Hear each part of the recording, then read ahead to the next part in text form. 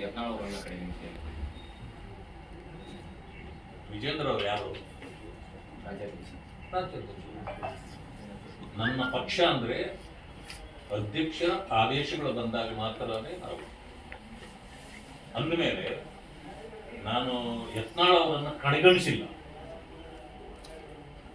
ವಿಜಯಪುರದಲ್ಲಾದಾಗ ನಾನೇ ಹೋಗಿ ರೈತರ ಅವರ ಚಳವಳಿಯಲ್ಲಿ ಭಾಗವಹಿಸಿ ಬಂದಿದ್ದೇನೆ, ಟೂರ್ ಮಾಡಿ ಬಂದಿದ್ದೇನೆ, ಅವರನ್ನು ಭೇಟಿ ಮಾಡಿ ಬಂದಿದ್ದೇನೆ. ಅವರು ಕೂಡ ಗೌರವಾನ್ವಿತ ನಮ್ಮ ಪಕ್ಷದ ನಾಯಕರೇ. ಆದರೆ ಅಧ್ಯಕ್ಷರ ಆದೇಶವೇ ಪಕ್ಷದ ಆದೇಶ ಹೊರತು ಬೇರೆಯವರ ಆದೇಶಗಳು ಪಕ್ಷದ ಆದೇಶ ಆಗುವುದಿಲ್ಲ. ನಾಳೆ ದಿವಸ ಮಾನ್ಯ ಯತ್ನಾಳ್ ಅವರನ್ನೇ ಹೈಕಮಾಂಡ್ ಏನಾದ್ರು ಅಧ್ಯಕ್ಷರು ಅಂತ ಏನಾದ್ರು ಮಾಡಿಬಿಟ್ರೆ ಅವತ್ತು ನಾನು ವಿರೋಧ ಮಾಡ್ತೀನಿ. ಅಧ್ಯಕ್ಷರು ನಿಮ್ಮ ತೀರ್ಮಾನವೇ ನಮ್ಮ ಕೆಲಸ. ಹಾಗೆ ಇವತ್ತು ಆ ಸ್ಥಾನದಲ್ಲಿರೋರು ಯಾರು? ವಿಜೇಂದ್ರ ಅವರು. ಅವರೇ ನನ್ನ ಅಧ್ಯಕ್ಷರು. ಅವರ ತೀರ್ಮಾನವೇ ನನಗೆ ಮುಖ್ಯ. ಅಷ್ಟು ಬಿಟ್ರೆ ಇವ್ರಿಗೆ ಸಪೋರ್ಟು ಅವ್ರನ್ನ ವಿರೋಧ ಎರಡೂ ನಾನು ಯಾವತ್ತೂ ಮಾಡೋದಿಲ್ಲ. ಹೈಕಮಾಂಡ್ ಏನ್ ಹೇಳ್ತದೆ, ನಾನು ಬಹಳ ಸಾರಿ ಹೇಳಿದ್ದೀನಿ, ಇವು ಎಷ್ಟೇ ಗುಂಪುಗಳಿರ್ಬೋದು ಅದನ್ನ ತಾವೆಲ್ಲರೂ ಕೂಡ ಗಮನಿಸಿದ್ದೀವಿ. ಕೇಂದ್ರದಲ್ಲಿರ್ತಕ್ಕಂಥ ಮೋದಿಜಿಯ ಸರ್ಕಾರ ಈಗಾಗಲೇ ಬಾಂಗ್ಲಾದೇಶವನ್ನ ಆ ರೀತಿ ಹಿಂದೂಗಳಿಗೆ ಹಿಂಸೆ ಮಾಡಬಾರದು ಮತ್ತು ಸನ್ಯಾಸಿ ಚಿನ್ಮಯಿ ಕೃಷ್ಣದಾಸ್ ಶ್ರೀಕೃಷ್ಣ ಫೌಂಡೇಶನ್ ಅರೆಸ್ಟ್ ಮಾಡಿದೆ. ತಕ್ಷಣ ಅವರನ್ನು ಬಿಡುಗಡೆ ಮಾಡಬೇಕು ಅಂತ ಹೇಳ್ತಕ್ಕಂಥದ್ದನ್ನ ಈಗಾಗಲೇ ಮನವಿಯನ್ನು ಮಾಡಿದ್ದಾರೆ.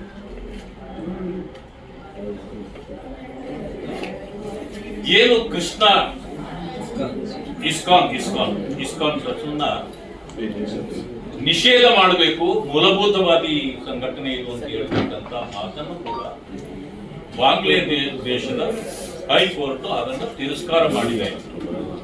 ಆದ್ರಿಂದ ನಾನು ಈ ನ್ಯಾಯಾಲಯ ತೀರ್ಮಾನಕ್ಕೆ ನಾನು ಗೌರವವನ್ನು ಸಲ್ಲಿಸ್ತೇನೆ. ಇದೇ ನಂತರ ಕೇಂದ್ರ ಸರ್ಕಾರದ ಸ್ಟ್ಯಾಂಡ್ ಅನ್ನ ಪಶ್ಚಿಮ ಬಂಗಾಳದ ಮುಖ್ಯಮಂತ್ರಿಗಳಾಗಿರ್ತಕ್ಕಂಥ ಮಮತಾ ಬ್ಯಾನರ್ಜಿ ಅವರು ಕೂಡ ಸ್ವಾಗತ ಮಾಡಿದ್ದಾರೆ. ಈ ವಿಚಾರದಲ್ಲಿ ನಾನು ಕಾಂಗ್ರೆಸ್ನ ದಾರಿಯಲ್ಲಿ ಹೋಗೋದಿಲ್ಲ, ನಾನು ಕೇಂದ್ರ ಸರ್ಕಾರದ ದಾರಿಯಲ್ಲಿ ಹೋಗ್ತೇನೆ. ಯಾವುದೇ ಧರ್ಮಕ್ಕೆ ಈ ರೀತಿಯ ಹಿಂಸೆಗಳು ಆದಾಗ ನಾವು ಸಹಿಸಿಕೊಂಡು ಕೂತ್ಕೊಳ್ಳಿಕ್ಕೆ ಆಗೋದಿಲ್ಲ ಅಂತಕ್ಕಂಥ ಮಾತನ್ನು ಹೇಳಿದ್ದಾರೆ. ನಾನು ಅವರ ತೀರ್ಮಾನವನ್ನು ಸ್ವಾಗತಿಸ್ತೇನೆ. ಆದರೆ ಹಿಂದೂ, ನಾವು ಕೂಡ ಹಿಂದೂ, ನಾನೊಬ್ಬ ಬ್ರಾಹ್ಮಣ, ರಾಹುಲ್ ಗಾಂಧಿ ಹೇಳ್ತಾರೆ ಹಿಂದೂಗಳಿಗೂ ರಕ್ಷಣೆ ಕೊಡ್ತೇವೆ ಅಂತ ಹೇಳ್ತಕ್ಕಂಥ ಕಾಂಗ್ರೆಸ್ ಪಾರ್ಟಿಯ ನಡೆ ಏನು? ಇದನ್ನು ನಾವು ಪ್ರಶ್ನೆ ಒಂದು ರಾಜ್ಯ ಸರ್ಕಾರ ಮಮತಾ ಬ್ಯಾನರ್ಜಿ ಅವರು ತೀರ್ಮಾನಕ್ಕೆ ಬಂದಿರೋ ರೀತಿ ಕರ್ನಾಟಕದಲ್ಲಿರ್ತಕ್ಕಂಥ ಕಾಂಗ್ರೆಸ್ ಸರ್ಕಾರ ಯಾಕೆ ತೀರ್ಮಾನಕ್ಕೆ ಬಂದಿಲ್ಲ?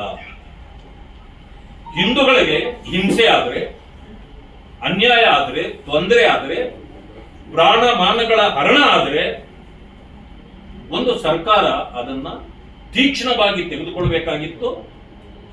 ರಾಜ್ಯ ಸರ್ಕಾರ ಇವತ್ತುವರೆಗೂ ಒಂದು ಮಾತನ್ನು ಕೂಡ ಅದರ ಬಗ್ಗೆ ಪ್ರಸ್ತಾಪ ಮಾಡಿಲ್ಲ. ಆದ್ದರಿಂದ ನಾನು ಕಾಂಗ್ರೆಸ್ ಸರ್ಕಾರ ಏನು ಕರ್ನಾಟಕದಲ್ಲಿದೆ ಇದು ಹಿಂದೂ ವಿರೋಧಿ ಸರ್ಕಾರ ಅಂತ ಹೇಳಿ ಅಪಾದನೆ ಮಾಡಲಿಕ್ಕೆ ಬಯಸ್ತೇನೆ. ತಕ್ಷಣ ಮುಖ್ಯಮಂತ್ರಿಗಳು ಇವತ್ತೇ ಹೇಳಿಕೆಯನ್ನು ಕೊಡಬೇಕು. ಏನು ಕೇಂದ್ರ ಸರ್ಕಾರದ ನಡೆ ಇದೆ, ಹಿಂದೂಗಳಿಗೆ ಆಗ್ತಿರ್ತಕ್ಕಂಥ ಅಲ್ಲಿ ಅಪಮಾನ, ಹಿಂಸೆ, ಏನೆಲ್ಲ ಘಟನೆಗಳು ನಡೀತಾ ಇದೆಯೋ ಅದಕ್ಕೆ ತಕ್ಷಣ ಕಡಿವಾಣ ಹಾಕಲಿಕ್ಕೆ ಕೇಂದ್ರ ಸರ್ಕಾರದ ನೀತಿಯನ್ನ ನಾನು ಬೆಂಬಲಿಸಿದ್ದೇವೆ ಅಂತ ಹೇಳ್ತಕ್ಕಂಥ ಹೇಳಿಕೆಯನ್ನ ಮುಖ್ಯಮಂತ್ರಿಗಳು ಅಥವಾ ಸರ್ಕಾರ ಇವತ್ತೇ ಕೊಡಬೇಕು ಅಂತೇಳಿ ನಾನು ಆಗ್ರಹ ಪಡಿಸ್ತೇನೆ. ಯಾಕೆ ತಟಸ್ಥವಾಗಿದ್ದೀರಿ? ಕಾಂಗ್ರೆಸ್ ಪಕ್ಷಕ್ಕೆ ಏನಾಗಿದೆ ಈ ದೇಶದಲ್ಲಿ?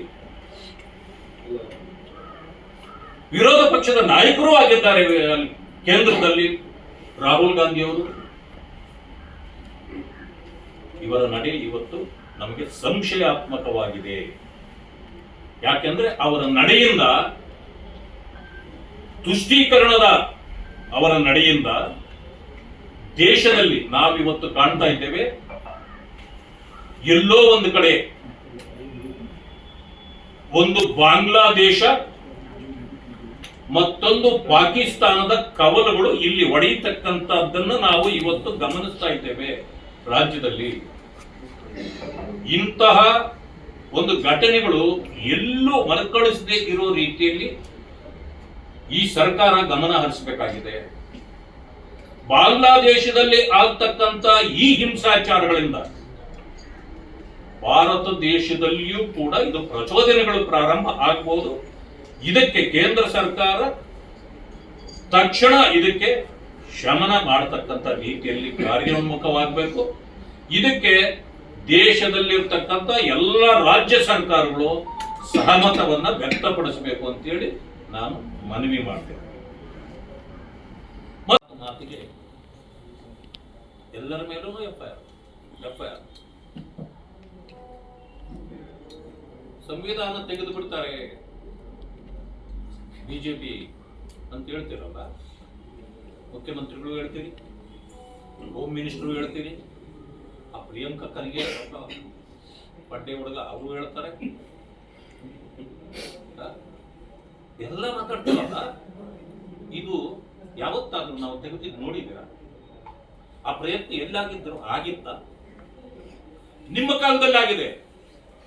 ಸಂವಿಧಾನವನ್ನ 75-76ರಲ್ಲಿ 2 ವರ್ಷಗಳ ಕಾಲ ಸಸ್ಪೆಂಡ್ ಮಾಡಿದ್ರಿ.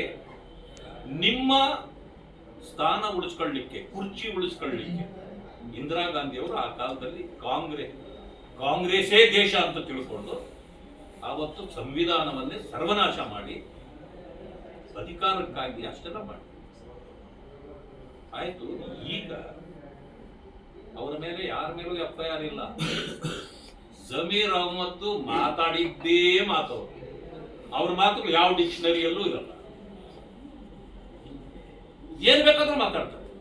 ಯಾಕೆ ನೀವು ಎಫ್ಐಆರ್ ಹಾಕಿಲ್ಲ, ಕೇಸ್ ಹಾಕಿಲ್ಲ, ಅರೆಸ್ಟ್ ಮಾಡಿಲ್ಲ? ಶಕುಂತಲಾ ನಟರಾಜ್ ತುಮಕೂರಿನವರು ಹೆಣ್ಣು ಮಗಳು ಏನೋ ಯಾವ್ದೋ ಟ್ವಿಟರ್ನಲ್ಲೋ ಸೋಷಿಯಲ್ ಮೀಡಿಯಾದಲ್ಲಿ ಏನೋ ಒಂದು ಹಾಕ್ಬಿಟ್ಟಿದ್ರು. ಅವರಿಗೆ ನೋಟಿಸು ಒಂದೇ ದಿನದಲ್ಲಿ ನೋಟಿಸ್ ಕೊಟ್ಟು 7 ದಿನದಲ್ಲಿ ಹೇಳ್ಬೇಕು ಅಂತ ಹೇಳ್ತಾರೆ. ಹೋಗಿ ರಾತ್ರಿ ಅರೆಸ್ಟ್ ಮಾಡ್ಕೊಂಡು ಬಂದ್ಬಿಟ್ಟಿದ್ದಾರೆ. ಮತ್ತೆ 7 ದಿನ ಅಂತ ನೀವು ಉತ್ತರ ಕೊಡ್ಲಿಕ್ಕೆ 7 ದಿನ ಟೈಮ್ ಅವಕಾಶ ಕೊಟ್ಟಿದ್ದೆ. ಯಾಕೆ ನೋಟಿಸ್ ಒಂದು ಕೊಡ್ತಾರೆ, ಮೊನ್ನೆ ಕೊಡ್ತಾರೆ, ನಿನ್ನೆ ಹೋಗಿ ಅರೆಸ್ಟ್ ಮಾಡಿಬಿಟ್ರು. ಒಂದು ಹೆಣ್ಣು ಮಗಳು, ಅವ್ರನ್ನ ರೌಡಿ ಶೀಟ್ ಯಾಕೆ ಹಾಕ್ಬಾರ್ದು ಅಂತ ಕೇಳಿದ್ದಾರೆ. ಆ ಹೆಣ್ಣು ಮಗಳು ರೌಡಿಯ?